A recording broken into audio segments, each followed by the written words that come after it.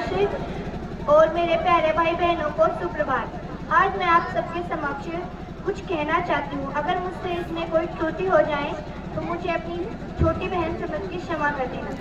एक बेटी अपनी माँ की कोख में पुकार करती है कि माँ मैं भी जीना चाहती हूँ।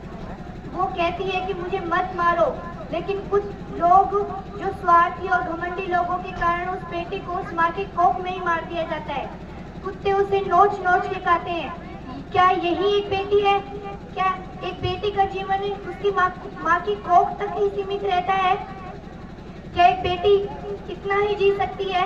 एक बेटी अपनी माँ से इस प्रकार रो रो कर पुकार करती है, लेकिन उसे कुछ घमंडी और स्वार्थी लोगों की ऐसी सोच के कारण उसे उसकी माँ की कोख में ही मार दिया जाता है। आप कहते हैं कि हमारे घर में बहू लाएंगे।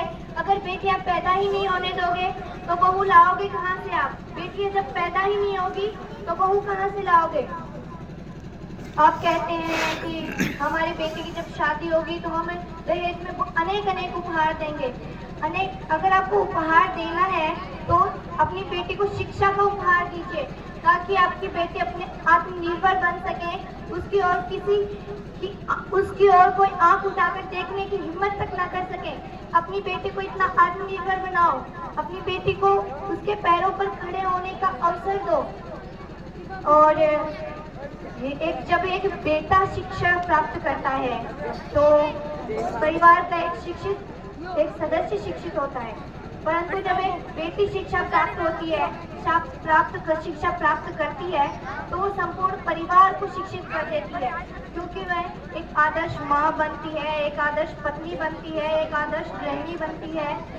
और अनेक जो पद है वो उसको मिलते हैं, पत्नी के, गृहिणी के, माँ के, बेटी के।